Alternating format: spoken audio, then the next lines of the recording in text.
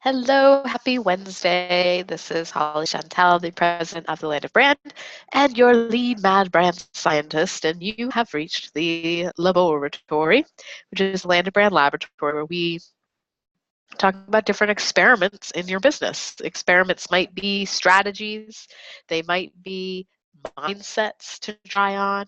And in this case, it's a productivity trick to help you get more done in less time. And you're just going to have to excuse my appearance and my sound just a little bit. I've got the cold from hell that just keeps on giving.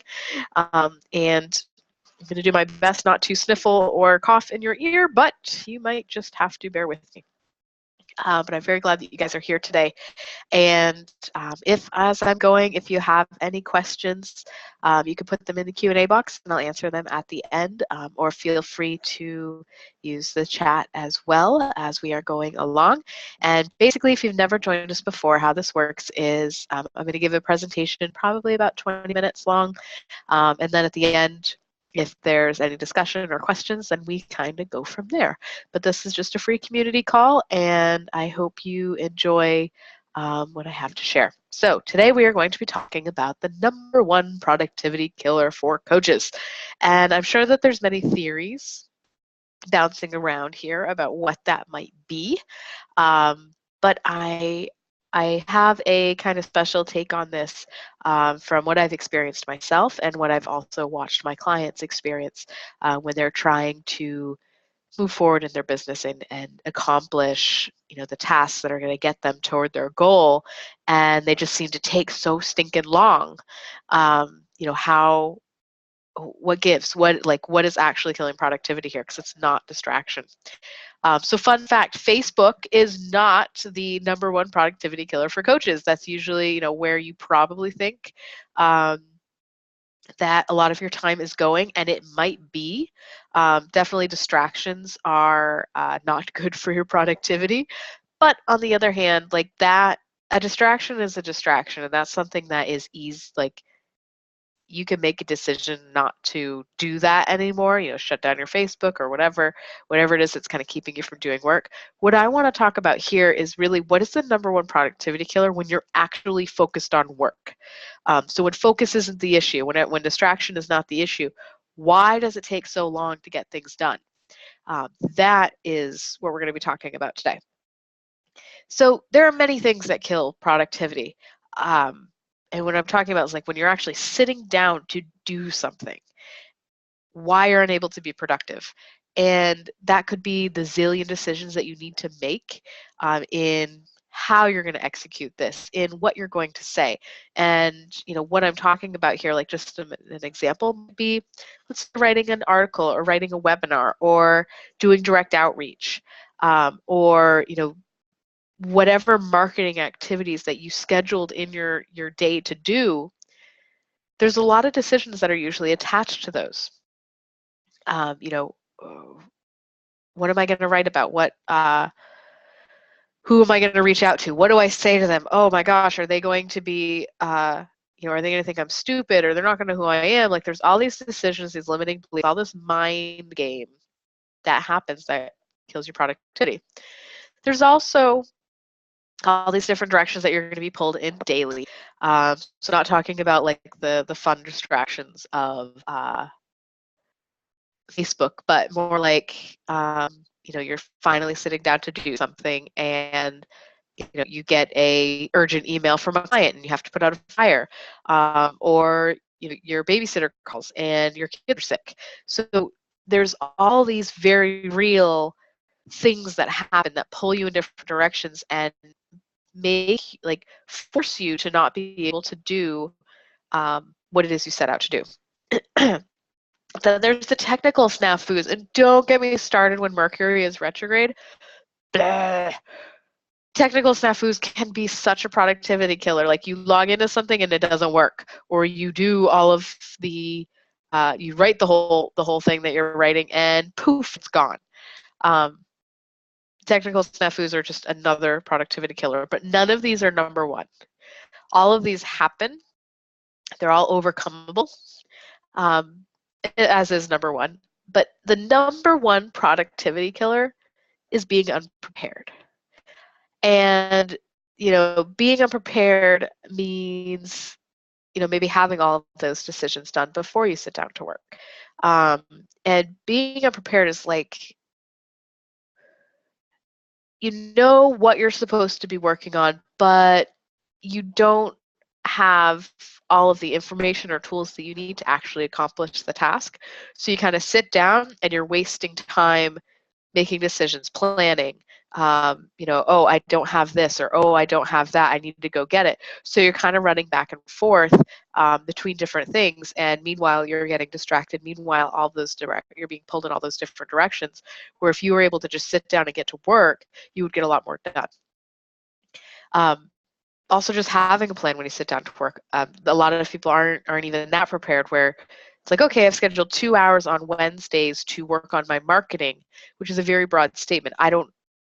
Being unprepared would mean maybe I don't know what I'm going to be doing during those 2 hours. Am I writing an article? Am I posting on Facebook? Am I recording a video? Like, what? You don't want to sit down during your scheduled time and then decide what you're going to do. And the last thing is not having your direction clearly outlined and knowing what needs to be accomplished to get there. So this means that you need to know where you're headed. You need to know what tasks need to be done at what time, like what your deadlines are in order to get your bigger goal realized. And again, this all comes down to just planning to work and then working your plan. And it's the number one productivity killer because it's the most overlooked. It's the thing that you might not even be aware that you do. If you are sitting down and then deciding what you're going to do, or you're sitting down and then figuring out how you're going to accomplish something, you're not prepared. You could have done that preparation beforehand, and then when you sit down to do productive work, you sit down and you work. You are moving forward immediately as soon as you sit down. And this isn't always as simple as it might sound. It's like just sitting down and working, of course.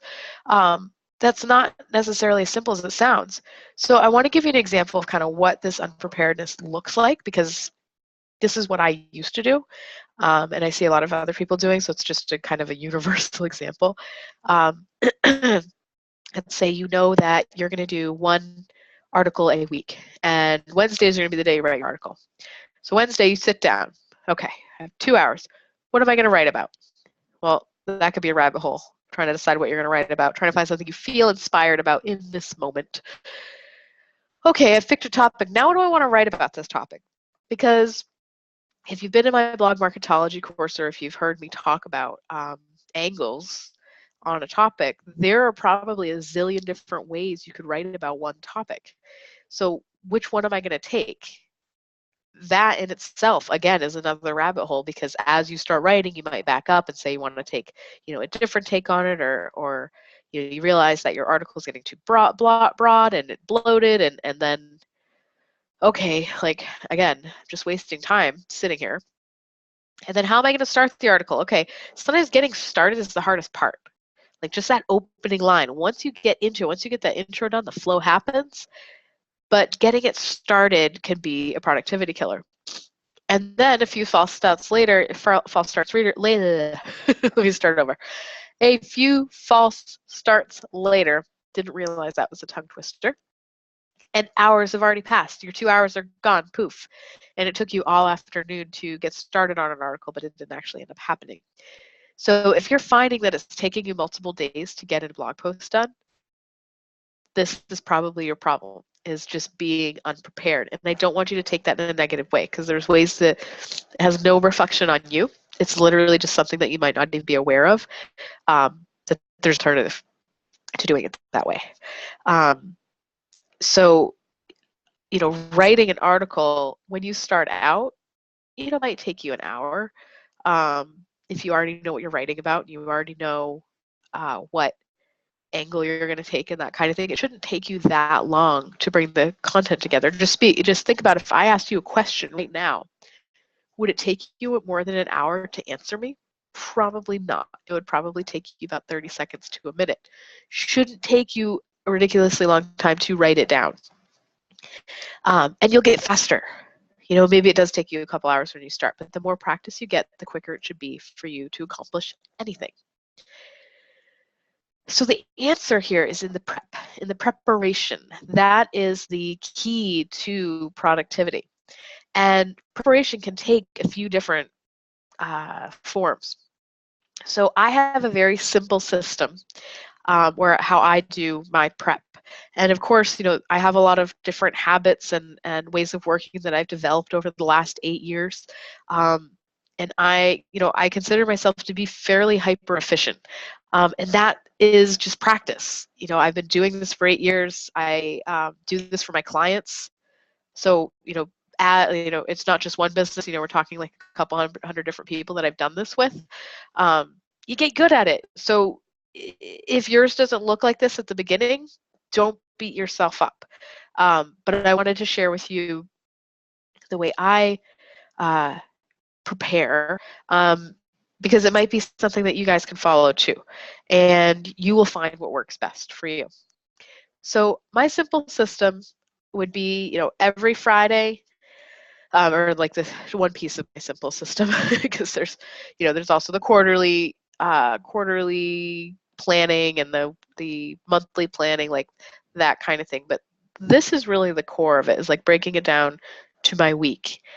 This is where the real preparation comes in, not the big picture plan, but the actual like getting prepared to be productive. So every Friday, I look out at what I've accomplished over the last week and what was left over. So what was I supposed to get done this week in order to move you toward that bigger picture goal, or in order to meet the deadlines that I have set for me or that I've set for myself, and what's left over? And then I look at next week and what needs to be completed and when I can complete those items. So most of the time, when I'm booking meetings or I'm booking webinars or anything, that's usually done at least a week in advance. So on Friday, I know pretty much what the next week's going to look like and where my pockets of time are going to be in order to get my habitual tasks done. So for example, writing the laboratory. That has to happen on Monday or Tuesday, obviously, because it's on Wednesday. Uh, when do I edit the article that gets written from the laboratory? That usually happens on Fridays, because my article writer, needs about a week in order to write it. So I have specific days where certain tasks get done.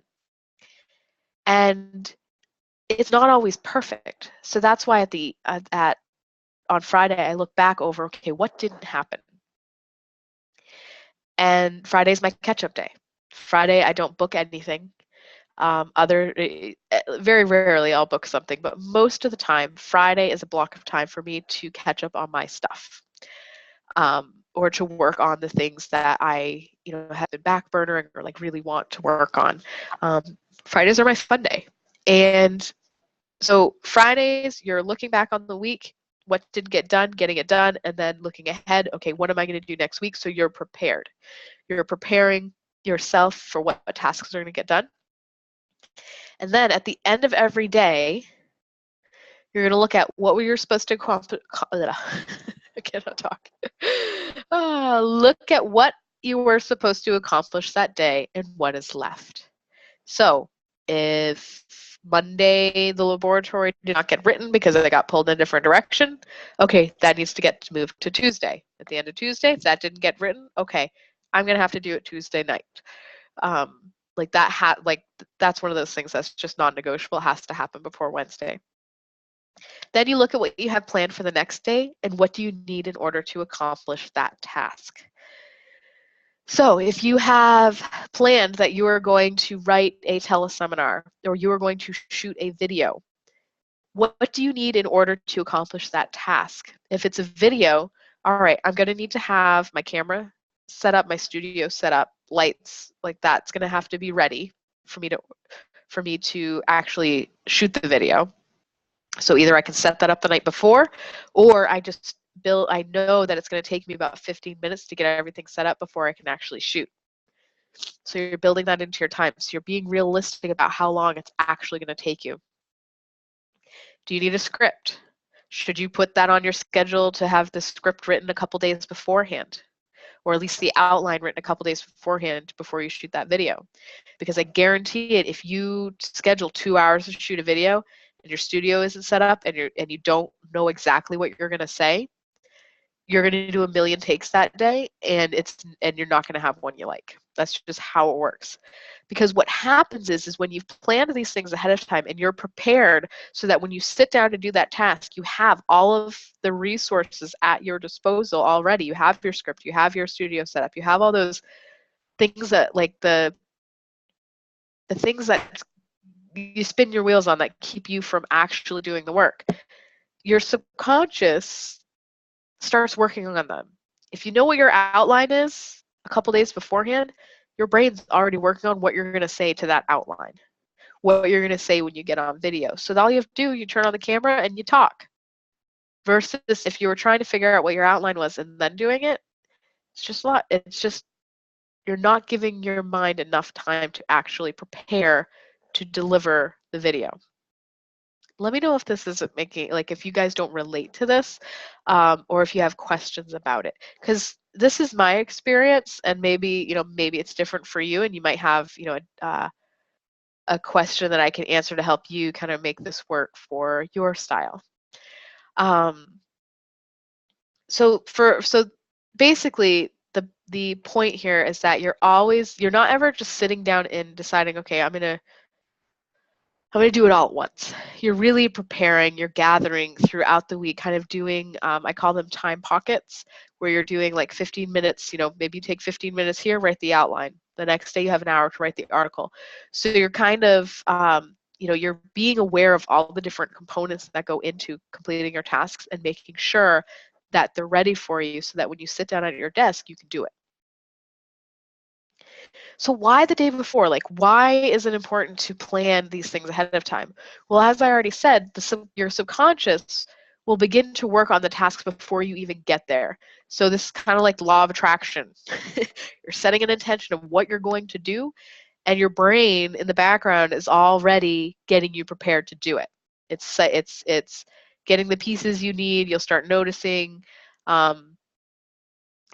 You decide, I'm going to write my article tomorrow. Your brain will already start looking at your topic. Better yet, you pick your topic that you're going to write. Now your brain will already begin deciding what are you going to write about that topic, what angle. Like, it'll start thinking about those things that you need in order to actually do the work. The other thing is that when you sit down, you know exactly what you're going to do. You're not sitting down being like, okay, I have 2 hours. What am I going to do? Because that is just it's not an excuse. It's just a slippery slope for you to get into a place that's just not very productive, because you're not sitting down already knowing what you're going to do. That overwhelm of what comes next will just keep you frozen. And it also keeps you on task so that at the end of the week, you don't feel like nothing got done. I hate that feeling when you know you have to do all those things. And then at the end of the week, you're looking at your list and all those things still haven't been done. Usually it's because of a lack of preparation. You knew what you were supposed to do, but you never actually got the tools together in order to do it. I was going to give you an example, but I don't think it's going to fit very well. All right. So ninja trick. This is a ninja productivity trick to make sure that you stay on track for your bigger goals. I leave Fridays completely open. Like I said, I don't schedule anything unless it's like dire straits, or I just know I don't have much that it's going to have to do. I will schedule something. But for the most part, Fridays are completely open to catch up on what was left over for the week, because there's always something. There's always going to be things coming up in your life. So if you find yourself consistently falling behind and consistently feeling like you can never stay ahead of the game, it's because you're overscheduling yourself. So leave a good chunk of time open to catch the overflow, and it's non-negotiable. If you're not leaving any time open in your schedule, then you're overscheduled. Because, for me, the kids get sick. I get sick. Uh, if tragedy happens, my car breaks down, my husband's car breaks down, something always happens that pushes things off schedule.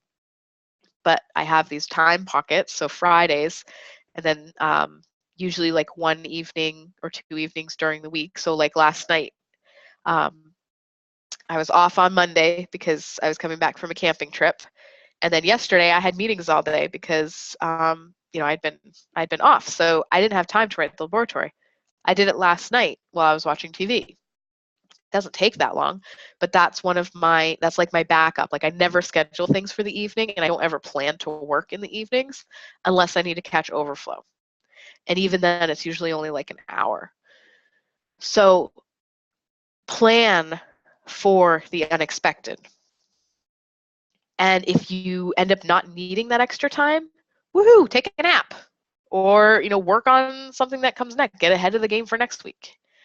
That's, what I do is if all my stuff is done that I had to get done that week, then I eat an ice cream cone in the middle of the day for celebration. And the rest of the time is devoted to getting ahead on next week or working on the things to get backburnered. So like the projects that they're not in my official schedule because I just know that I'm not going to have consistent time to work on them. I'll work on those during these open pockets of time to get them moved forward a little bit so that they can become on my master plan schedule. Because there's always stuff that you want. Like I was talking to a client today and she was talking about I mentioned like the idea book. She had bought one. Well, you have your idea book. Like there's all those things in there that you want to be doing, but would be a distraction if you were to put on your schedule now. That extra time, if you have it, can be devoted to maybe fleshing out some of those ideas. So there's one little warning here. So I've kind of given you the whole shebang here on what the productivity killer is and my way of solving it. But there's one thing that I don't want you to forget, and this actually came up with that same client that I was just talking about, where we were talking about the idea book. There's an ugly stepsister here that you need to be careful of, and that's being over-prepared. What that looks like is all you're doing is planning. All you're doing is fleshing things out. All you're doing is staying in that analysis paralysis and constantly preparing, but never actually doing. And so what that looks like for this client is they have an entire marketing plan. They have all of their content planned. They even have all of their topics outlined, exactly what they're going to write about. But they're not blogging yet. They know who they could be speaking for. They've made a list, but they haven't been doing the direct outreach. So if that's happening, being underprepared is not your productivity killer. There's something else going on here. And in this case, it was fear, just fear of, jumping in and not knowing afraid of success, basically. What happens if I actually start getting clients? Or I get too many clients, rather, and I can't handle them with my job. So don't fall into the trap of being underprepared or overprepared. You want to be in the middle prepared. You want to plan your work your plan, consistently doing that, and checking yourself every day and every week to make sure that you're staying on track. So in summary, being more productive is more about focus without distractions. I'm sorry, I read that wrong. Being more productive is about more than focus without distractions. It's about being prepared for the work that you're going to do. And you know what? I am going to give you an example here. So a few months ago, my husband, he's a project manager, and he builds, right now he's working on a school renovation.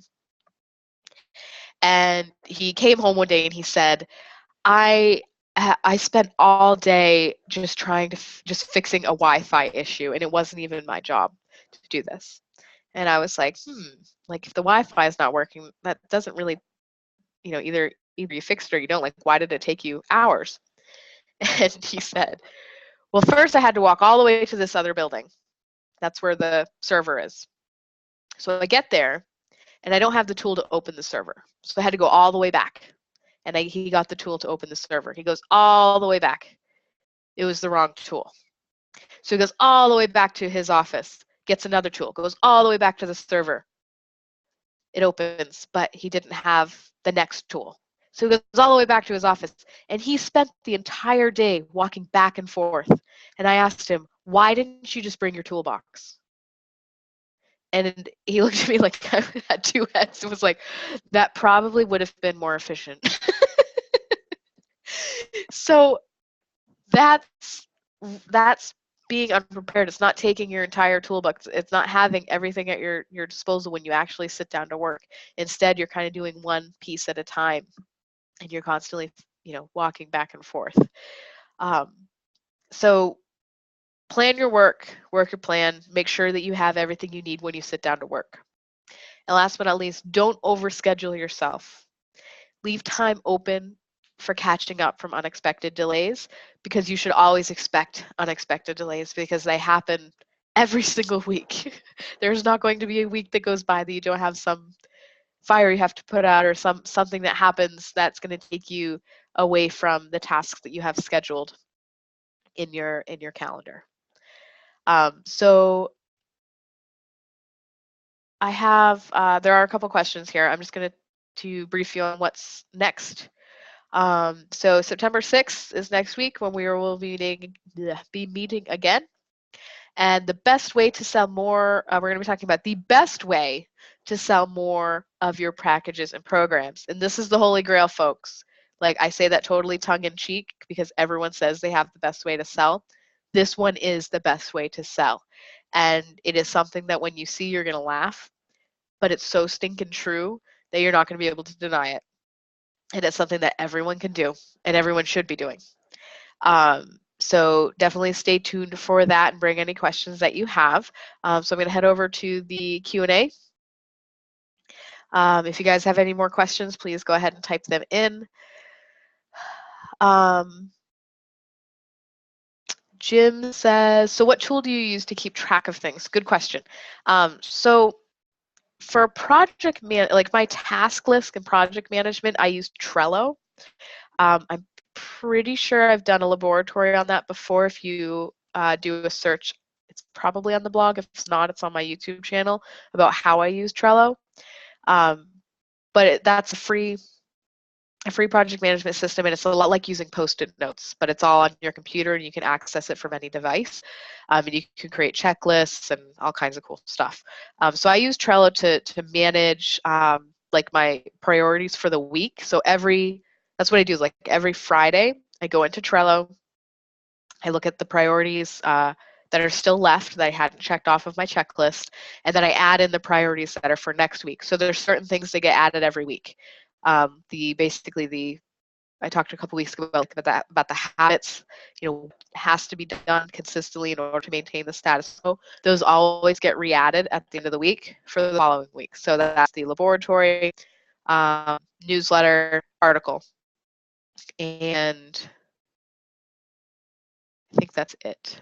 I think those are the three that are added every single week. And then I'll look at, okay, well, I have, what do I have to complete for clients? So if someone's coming up at the end of our branding work, then I need to write their field guide. So that'll go into the priority list.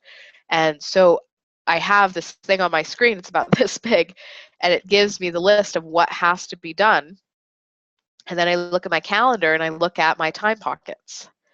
Mondays and Fridays, I don't usually schedule calls.